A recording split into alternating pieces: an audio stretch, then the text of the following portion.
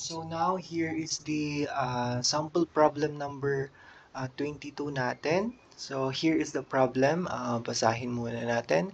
So sabi dito, what is the height of mercury column will cause a pressure of 690 kPa, and what is the equivalent height of water column? So madali lang naman siya. So pressure, so dito pressure is equal to 690 kPa. Ayan, yan yung given natin. So, ang pinapahanap sa atin is so dalawa yung height. So, H or ito, height of mercury column. Ayan. And then, yung height ng water. Ayan.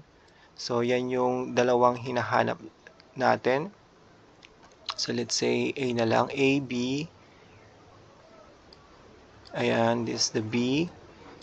So, from the formula natin na pressure is equal to, so ito, A muna, height. Ayan. Height of mercury column. Ayan. And then gamma, ayan yung formula natin. P is equal to gamma H. So, ang hinahanap is the height. Ayan, so given tayo ng pressure which is 690 kPa. Ayan, 690 kPa. Or palitan natin yung kPa ng kilonewton per meter squared. Ayan, kilonewton meter squared per meter squared is equal to gamma for mercury is 9.81 kilonewton per cubic meter, and then mag-times tayo ng specific gravity of mercury which is 13.6, and then ang unknown natin is ayan yung H ng mercury. Ayan, so solve natin. Input natin sa calculator. So 690 divided by 9.81 times 13.6. Ayan, makukuha na natin yung height ng mercury in terms of meter. Ayan, so ito makakancel to. So meter.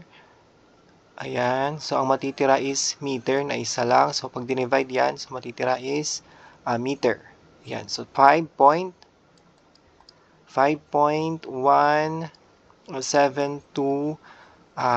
meter. So, yan yung height ng column of mercury. Yan.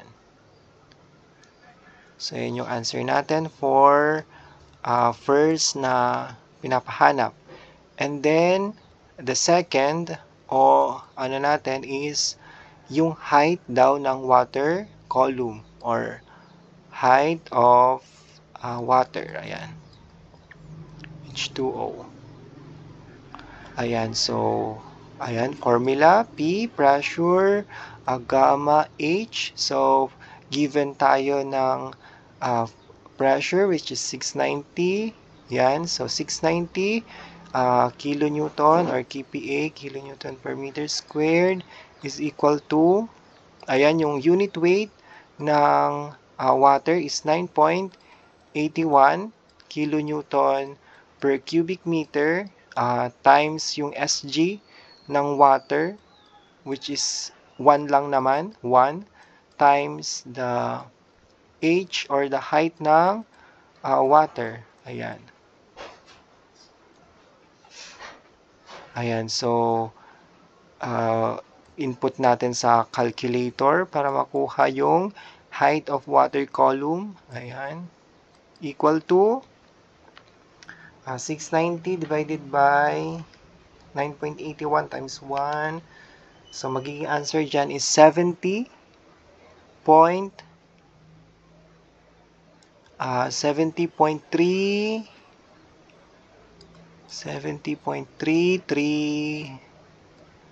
6. So, maka-cancel to, maka-cancel.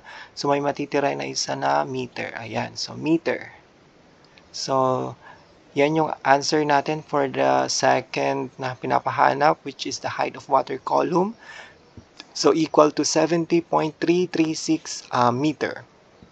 So, yan yung final answers natin for sample problem number 22.